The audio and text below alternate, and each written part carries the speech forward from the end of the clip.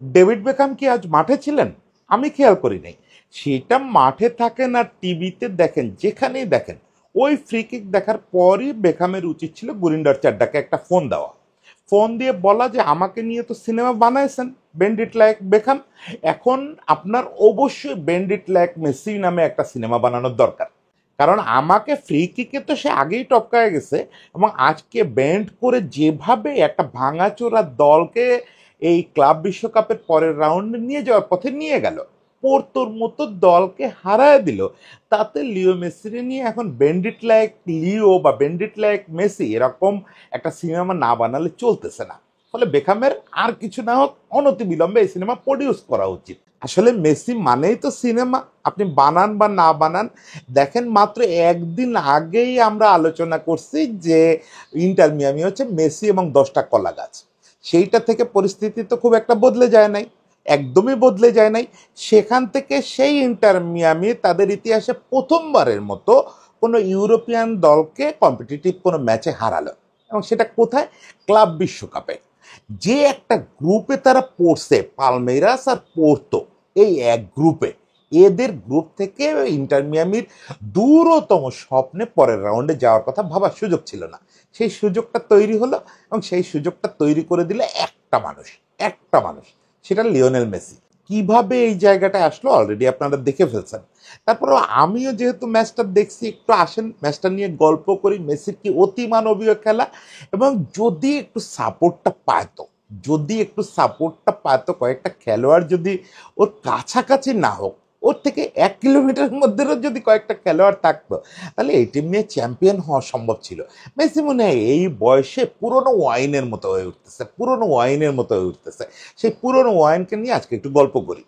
দেখেন, কালার দেখে মনে হোক বা না হোক, এটা কিন্তু ইন্টার মিয়ামির জার্সি, এবং এই জার্সিটার একটা ইতিহাস আছে। এই জার্সিটা কিনছিলাম হচ্ছে মেসি লঞ্চিং এর আগে। মেসি তখন কেবল কনফার্ম করছে যে সে মিয়ামিতে যাচ্ছে। তখনই আমাদের এখানে কিছু ছেলে পেলে, আপনারা জানেন আমাদের এখানে ভয়ানক উৎসাহী কিছু ছেলে পেলে আছে, জার্সি তৈরি করে এবং জার্সি কিনে এনে বিক্রি করে। ওরা এ করে তেমন লাভ করতে পারে না, মূল ব্যাপার হচ্ছে প্যাশন। মূলত প্রচণ্ড ভালোবাসে ফুটবলকে, ফলে সব ধরনের জার্সি পাবলিকের হাতে পৌঁছায় দেওয়া চাই। সেই জায়গা থেকে আমি দেখলাম যে মেসির কেবলমাত্র নাম ঘোষণা হয়েছে, সঙ্গে সঙ্গে মিয়ামির জার্সি পাওয়া যাচ্ছে।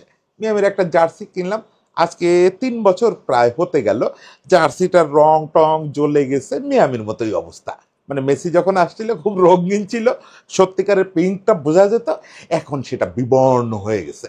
টিকে আছে শুধু মেসির উজ্জ্বলতা। মেসির উজ্জ্বলতা ছাড়া মিয়ামিতে কিচ্ছু নাই। প্রথমে তো ওই যে উজ্জ্বলতাটা ছিল, সুয়ারেজের ফর্মটা ছিল, বুস্কেটস ছিল, এদের এই যে দুর্দান্ত ফর্মগুলো ছিল, সঙ্গে ওই যে আরো কয়েকজন ছেলে ভালো খেলতেছিল। এখন তো এই সিজনে এসে তো আমরা দেখতেছি যে একদম একদম ম্যাড় মেরে একটা টিম হয়ে গেছে, এই আমার জার্সির মতো। রং হচ্ছে না, যায় না, কোথায় পিঙ্ক পিঙ্ক সাদা হয়ে গেছে। সেই টিম নিয়ে যখন ক্লাব বিশ্বকাপে ইন্টার মিয়ামি খেলতে গেল, তখনই কিন্তু অনেকেই বলছে যে এটা মিয়ামিরে এক্সপোজ করা হচ্ছে। আপনি দাওয়াত করে মিয়ামির মতো টিম রে এরকম একটা বড় মঞ্চে নিয়ে যান কেন?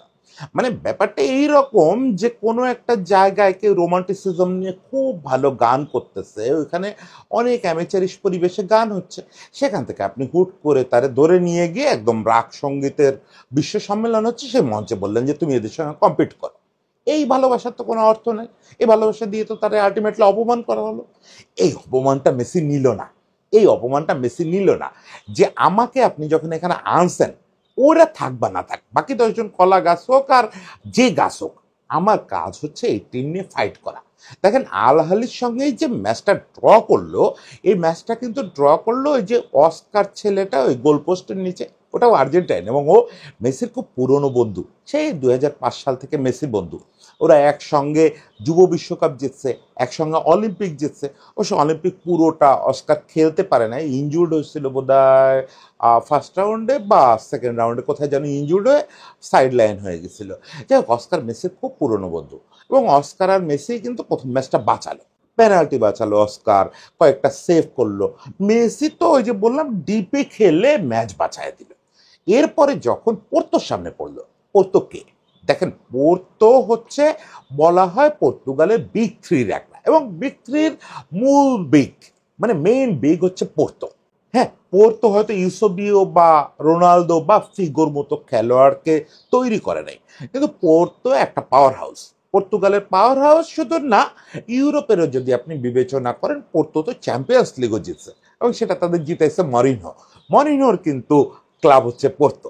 সেই পোর্তো আজকে ইউরোপিয়ান বিচারে হয়তো সেই আগের দিনটা নাই, মানে চ্যাম্পিয়ন্স লিগ জেতার মতো অবস্থা নাই, স্টিল তারা জায়ান্ট। এখনো এই বছরেরও তারা প্রিমিয়ার লিগের মানে পর্তুগালের লিগের 3 নম্বর অবস্থানে আছে।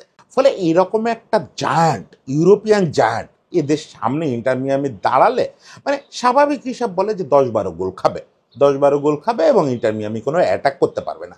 আলটিমেটলি আমরা কি দেখলাম? আমরা দেখলাম যে 8 মিনিটের মধ্যে পড়তো একটা পেনাল্টি পেল। পেনাল্টিটা ভারের কাছে গেল, মানে একটু বিরক্তি লাগতেছিল। একেবারেই মানে বক্সের মানে ওটা বাইরে বাইরে হতে হতে একটু ভিতরে একটু সামান্য একটু পায়ে লাগছে। মানে এটা ভার না থাকলে কোনোভাবে পেনাল্টি হতো না। আমি বলতেছি না যে এটা পেনাল্টিটা ভুল পেনাল্টি ছিল, কারণ আপনি যখন ওই রকম সূক্ষ্ম করে স্টিল স্টিল ফ্রেম দেখবেন তখন আসলে অনেক এর আগের যুগে যদি এটা থাকতো তাহলে প্রত্যেকে 780টা করে পেনাল্টি পেত। এখন এইটা তো আসলে যুগের দাবি আপনার মেনে নিতে হবে। পেনাল্টিতে ওরা আগায় গেল, কিন্তু অ্যাটাক দেখেন দুদল সমান করছে। আমি বলবো না যে ইন্টার মিয়ামি ডমিনেট করছে, কিন্তু পোর্তোরে ছাড় দেয় নাই। সেই ছাড়টা কে দেয় নাই? মেসি দেয় নাই। একের পর এক অ্যাটাক করছে এবং মেসিরে আমি দেখেন আজকে যেদিন প্রিয় লোকটা ভালো খেলে সেদিন অনেক সত্যি কথা বলে ফেলা যায়। আমার কিন্তু এই বছর এসে মনে হচ্ছিল যে 2026 বিশ্বকাপ পর্যন্ত মেসিরে যে পাওয়া যাবে, মেসি অ্যাকচুয়ালি নন প্লেয়িং মেম্বার হিসেবে, নন প্লেয়িং ক্যাপ্টেন হিসেবে মাঠে থাকবে। তার পেস তো এমনিতেই কমে গেছে গত 2-3 বছর ধরে, যেটা তার একটা বড় বৈশিষ্ট্য ছিল, যে মাঠের যে জায়গায় বল পাক বুলেটের মতো ছোটা, সেই বুলেটের গতিটা তো একটু কমে গেছে। ইদানিং দেখতেছিলাম অ্যাক্টিভিটিও কমে গেছে, মানে ওই যে 5-6 জনের ডিপ বল পাস করা বা নারকীয় একটা থ্রু দেওয়া, একেবারে জগৎ চিরে ফেলা, বা দুর্দান্ত একটা পাস, দুর্দান্ত একটা ফ্রি কিক, এই জিনিসগুলো কমে আসছে। ফলে আমি ঠিক আছে মেসি, তারপরেও তো মেসি মেসি মাঠে থাকলে আর্জেন্টিনায় তো বাকি 10 জন আবার বডিগার্ড হয়ে যায়, ফলে ওখানে মেসির উপস্থিতি খুব জরুরি।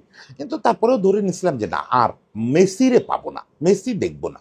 কিন্তু আজকে বিশ্বাস করেন, আপনারা যারা ম্যাচ দেখছেন তারা একমত হবেন কিনা আমি জানি না, আজকে আমার মনে হয়েছে মেসিরে 2012-13 না, 2021-22-এর মেসির মতোই দেখতেছে। মানে সেই ঝলক এবং ঝলকটা একটা দুইটা ঝলক দেখায় চুপ করে থাকা তা না, পুরো ম্যাচ জুড়ে। ধরেন সুয়ারেজ রে সে যে বলটা দিল, বলটা তো রিসিভ করলো প্রায় হাফ লাইনে রিসিভ করলো, মানে প্রতিপক্ষের কাছ থেকে উইন করলো, ওদের ভুলেই খানিকটা উইন করলো। উইন করে বলটা নিয়ে যে দৌড়টা দিল, ওই প্রথম বুকের ভিতর মনে হলো যে মেসি সেই পেসটা ফিরে পাইছে। হয়তো আপনারা বলবেন যে ভাই ওই 8, 9, 10, 12 তুলনায় কোনো পেসই না, স্টিল স্টিল ওই পেস, কি ভয়াবহ পেসে কয়েকজনের ড্রিবল পাস করে এসে নারকীয় একটা থ্রু দিল লেফট সাইডে। সুয়ারেজ গেল বলটার সামনে, মানে এত কষ্ট লাগে সুয়ারেজ রে ইদানিং মাঠে দেখলে। ও চিনে মাংস জমে গেছে, ওভারওয়েট হয়ে গেছে, ওই আগের দিনই বলছি পায়ে ব্যথা, দৌড়াতে পারে না। আজকে অবশ্য বলটা ঠিক পেলো, গোলকিপারের 1-1 পেলো, কেউ নাই। গোলকিপারের মাথার ওপর দিয়েও যদি চিপ করে দেয় তাও বল জালে জড়ায় যায়। মানে সুয়ারেজ সুয়ারেজ সুয়ারেজ বলে বিষয়টা খুব কষ্টকর লাগে। নিন্দা তো করা যাবে না, সুয়ারেজ তো লোকটা, যে লোকটা গোল মেশিন ছিল, মেসি রোনালদোর উপস্থিতিতে লা লিগার সর্বোচ্চ স্কোরার হয়েছে, তাহলে কি পরিমাণে গোল করতে পারে, গোল মেশিন। সেই সুয়ারেজ গোল করতে ভুলে গেছে, সেই সুয়ারেজ আনফিট হয়ে গেছে। আমি মনে করি সুয়ারেজের নিজের স্বার্থে হলেও এইসব কম্পিটিটিভ টুর্নামেন্ট আসলে সাইডলাইন হয়ে যাওয়া উচিত, তার এই রূপটা দেখানো উচিত না মানুষকে। সুচিত্রা সেন তার বুড়ো হয়ে যাওয়ার রূপ পৃথিবীতে দেখাবেন না বলে অলমোস্ট 20 বছর ঘরে বন্দি ছিলেন। সুয়ারেজের এখন সেটা উচিত, নিজের বন্দি করে ফেলা উচিত। এই সুয়ারেজের দেখলে খুব বেদনা হয়, খুব বেদনা হয় যে সেই স্পিড, সেই যে কোনো জায়গা থেকে গোল করা। আজকে যখন ওই কিপারের গায়ে বলটা মেরে দিল, ও কিপাররেই মেরে দিল একেবারে, মানে আমাদের স্ট্রাইকারদের মতো কাজটা করলো। এইটা আমারে খুব কষ্ট দিছে। আমি ওর উপর রাগ হইনি, একটুও রাগ হইনি যে মেসির এত কষ্ট মাটি করলো। ওই সময় তো আমি সমান করে ফেলে, 1-1 করে ফেলে, আমার তারপরেও রাগ হয় নাই। আমার জাস্ট মানে বুক চিরে একটা কান্না আসছে যে এই যে পতনটা দেখা, এই যে মানুষের ক্ষয়টা দেখা, বুড়ো হয়ে যেতে দেখা, এটা খুব কষ্ট করা। এবং সেটা যদি আপনার হিরো হয়, সুয়ারেজ তো আমাদের একজন হিরো, সেটা দেখতে খুব কষ্ট লাগে। কিন্তু সেটা খুব বেশি সময় লাগলো না, দুর্দান্ত একটা গোলে ওই ছেলেটার নাম ভুলে গেছি, এখন আবার দেখতেও ইচ্ছা করতেছে না, মিয়ামির ওই ছেলেটা 1-1 করে ফেললো। এরপরও মেসি অনেকগুলো অ্যাটাক করছে। অস্কারের কথা বলতে হবে, অস্কার কিন্তু শুরুতেই পেনাল্টিতে চলে গেছিল, বলটা হাতেও লাগাইছিল, হাতটা আরেকটু শক্ত হলে একেবারে যদি ফার্ম হতো তাহলে বলটা হয়তো রিবাউন্ড হতো, বল সে ঠেকায় ফেলছিল। অস্কার পরে কিন্তু আরো একটা ভালো সেভ করছে, আর ওর কপালটাও ভালো, ওদের একটা দারুণ শট পোস্টে লাগছে।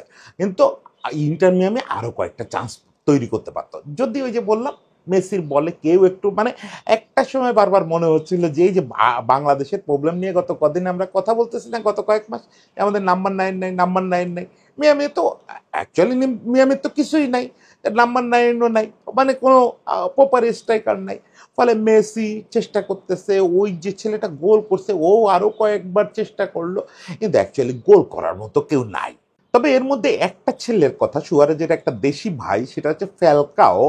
এই ছেলেটা সম্পর্কে আমার পরিষ্কার ধারণা ছিল না আজকের আগে, আজকেও যে খুব ভালো ধারণা হয়েছে তা না, কিন্তু যেটা দেখলাম ও গোল লাইনে হেড করে একটা শট ঠেকায় দিল, মানে নিশ্চিত গোল ঠেকাইছে। মানে আমার সঙ্গে সঙ্গে সুয়ারেজের সেই 2010 মাথায় আসে, যে সুয়ারেজ ঠিক এরকম পজিশনে দাঁড়ায় সেই বলটা খপ করে হাত দিয়ে ধরে ফেলছিল। সেটা ওদের একটা জাতীয় বীরত্ব ছিল সুয়ারেজের।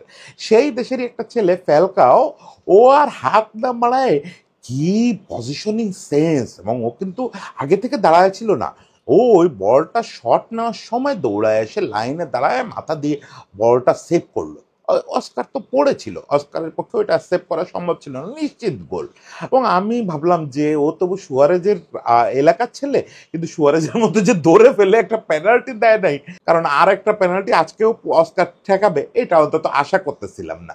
শেষ পর্যন্ত তো মেসির সেই ফ্রি কিক একদম বক্সের ওপর থেকে, আরে ভাই রে ভাই, হয়তো আপনি বলবেন যে না রোনালদিনো বা বেখামের মতো এতটা বেন্ড করে নাই বা কিছু, কিন্তু যে শার্প একটা বাঁক নিয়ে ঢুকে গেল ফার পোস্টে, আনবিলিভেবল, এই বয়সেও কি অসাধারণ ফ্রি কিক। এবং যথারীতি রোমানো তো চিল্লাপাল্লা শুরু করছে, রোমানো যে আজকে কতগুলা টুইট করছে, কতগুলা পোস্ট দিছে। একটা টুইট দেখলাম যে 2010 থেকে মেসির পেনাল্টি গোলের চেয়ে গোল বেশি, ফ্রি কিক গোল বেশি। এইটা রোমানো কেন এই পরিসংখ্যান দিচ্ছে আমি বুঝি। রোমানোর নিয়ে একটা পর্ব করব, এবং আজকে ইনফ্যাক্ট প্ল্যান ছিল ফ্যাব্রিজিও রোমানোকে নিয়ে একটা পর্ব করা। ও তো অন্ধ মেসি ভক্ত, এবং বিশ্বের সবচেয়ে জনপ্রিয় সাংবাদিক, সবচেয়ে সেলিব্রিটি সাংবাদিক, ওকে নিয়ে একটা পর্ব করব। রোমানো এই পরিসংখ্যানটা কেন দিচ্ছে আমি জানি, আপনারা একটু ভাবার চেষ্টা করেন যে পেনাল্টির চেয়ে ফ্রি কিকে গোল বেশি মেসির 2010-এর পর থেকে, এটা কেন দিছে এই পরিসংখ্যানটা। যাই হোক, মেসি শেষ পর্যন্ত প্রুভ করে দিচ্ছে, এবং 90 মিনিট পর্যন্ত ওই ওই ফ্রি কিক, আসলে একটা ফ্রি কিকই মানুষটা অমর করে রাখতে পারে। পোর্তোর বিপক্ষে আপনি যখন ইন্টার মিয়ামির মতো একটা অ্যামেচার টিমের ম্যাচ জিতান, এবং যে গ্রুপে আপনার কথাই বলার কথা না, আপনার তো অ্যাকচুয়ালি ওই আল আহলিরও নিচে থাকার কথা, সেখানে আপনি 2 নম্বরে চলে আসছেন। এখন লাস্ট ম্যাচে যদি পালমেইরাসের সঙ্গে ড্র করে, জেতার দরকার নেই, ড্র করলেও কিন্তু মিয়ামি পরের রাউন্ডে চলে যাচ্ছে। এটা মিয়ামি, ডেভিড বেকহাম আপনার জীবনের শ্রেষ্ঠতম অর্জন। তাতে আপনি যতই বলেন যে ইউনাইটেডেরও এই করছি, রিয়াল মাদ্রিদেরও এই করছি, না, আপনার জীবনের শ্রেষ্ঠতম পাওয়া হবে ইন্টার মিয়ামির এই ভাঙাচোরা টিমকে সেকেন্ড রাউন্ডে দেখা। যদি নাও যায়, অলরেডি আপনার জীবনের বড় অ্যাচিভমেন্ট হয়ে গেছে। সে অ্যাচিভমেন্ট হয়েছে একটা লোকের কারণে। এই একটা লোক বৃদ্ধ বয়সে, যেটা বলছি মুফাসা লায়ন কিং, এই বৃদ্ধ হয়ে গেছে কিন্তু এখনো রাজত্ব করতে ছাড়ে না। আমার সব সময় শুধু ভয় করে, ওই যে সুয়ারেজরে নিয়ে যে কথাগুলো বলতেছিলাম, আমি যে কারণে মেসিরে বড় মঞ্চে এখন আর দেখতে চাই না। বিশ্বকাপের দেখি, আর্জেন্টিনার হয়ে দেখি, ওইটা আলাদা কথা, কারণ ওখানে তার আশেপাশে একঝাক লোক আছে, একঝাক বডিগার্ড আছে, যারা টের পেতে দেবে না। কিন্তু এরকম মঞ্চে মেসির জন্য আমার খুব ভয় করে। সে ভয়টা করে হচ্ছে, যদি মেসির আমি ওই দুর্বল চেহারাটা দেখে ফেলি, যদি সুয়ারেজ কাছকে যেভাবে দেখলাম, যেভাবে কষ্ট লাগলো, যেভাবে জন্য কান্না লাগলো, সেই জিনিসটা যদি মেসির জন্য হয়, এই ভয়টা আমার খুব লাগে। তবে শেষ বিচারে হয় কি, গ্রেটেস্টরা কখনো আপনার ওই সুযোগ দিবে না, ওই কান্নার সুযোগ দিবে না। তারা আসলে আপনি যখন বুঝবেন তার আগে সে বুঝে ফেলবে, কোনো এক ভোরে উঠে বলবে যে আমি নাই। সেই জিনিসটা এখনো মেসি বোঝে নাই, সেই জিনিসটা ওর ফিল্ডটা আসে নাই। ঠিক আছে যে ও অ্যামেচার ফুটবলে চলে গেছে, MLS যাই হোক, ইন্টার মিয়ামি তো অ্যামেচার ফুটবল, স্টিল আমি মনে করি ইন্টার মিয়ামি একটা অ্যামেচার ফুটবল দল। ও চলে গেছে ওইখানে সময় কাটাইতে, কিন্তু যখন ওকে জোর করে এরকম বিশ্বমঞ্চে পাঠানো হয়েছে তখন কিন্তু ও মুফাসার মতো রুখে দাঁড়াইছে যে আমার রাজত্ব, এই রাজত্বে আর কেউ শব্দ করার সুযোগ নেই। এবং শেষ পর্যন্ত মেসি যদি ইন্টার মিয়ামিরে নিয়ে আরও বেশ কিছু দূর চলে যায় বা কোনো খুব সারপ্রাইজিং কিছু করে ফেলে, আমি খুব একটা অবাক হব না। তার ভেতরে তার মুখে আমি গত ম্যাচে কয়েকটা সুযোগ নষ্ট হওয়ার পর যে একটা রাগ এবং বিরক্তি দেখছি, ওইটাই বলে দিছে যে এই লোক আসলে অন্যরকম কিছু ভাবতেছে। যাই হোক, শেষ পর্যন্ত যেমনই হোক রেজাল্ট, পরের ম্যাচ থেকে সব হারে হারে বাদ পড়ে যাক। আর একটা তো ম্যাচ আছে শুধু পালমেইরাসের সঙ্গে, ম্যাচটা হারলেও কিছু যায় আসে না। ইন্টার মিয়ামি যা করছে মোর দেন এনাফ। আমাদের মেসি লায়ন কিং যা করছে মোর দেন এনাফ। লায়ন কিং এর জন্য শুভেচ্ছা থাকলো। এখন আর্জেন্টিনার নেক্সট রাউন্ডের জন্য ওয়েট করব। আর মেসি নাকি কলকাতা দিল্লি আসতেছে, এদিক তো ইন্ডিয়ার ভিসা পাওয়া যাচ্ছে না, কেমনে কি করি বুঝতেছি না। তো তার আগে আশা করি ভিসাটা চালু হয়ে যাবে, মেসিরে একটু আরেকবার দেখতে যাব। মেসিরে আরো কয়েকবার দেখার ইচ্ছা আছে, একটা বড় প্ল্যান করতেছি। তো সেটা সবাই আশা করি পাশে থাকবেন, সবাই মিলে আমরা কিছু প্ল্যান করব, দেখি কি করা যায়। একটু লায়ন কিংয়ের কাছ থেকে না দেখলে হয়, বিশেষ করে আমাদের এখানে লায়ন কিংরে একটু দেখানোর ব্যবস্থা করতে হয় না। সবাই মিলে দেখি, সেই চেষ্টা করবো। সবাই ভালো থাকবেন। লায়ন কিং এর জন্য অনেক শুভেচ্ছা।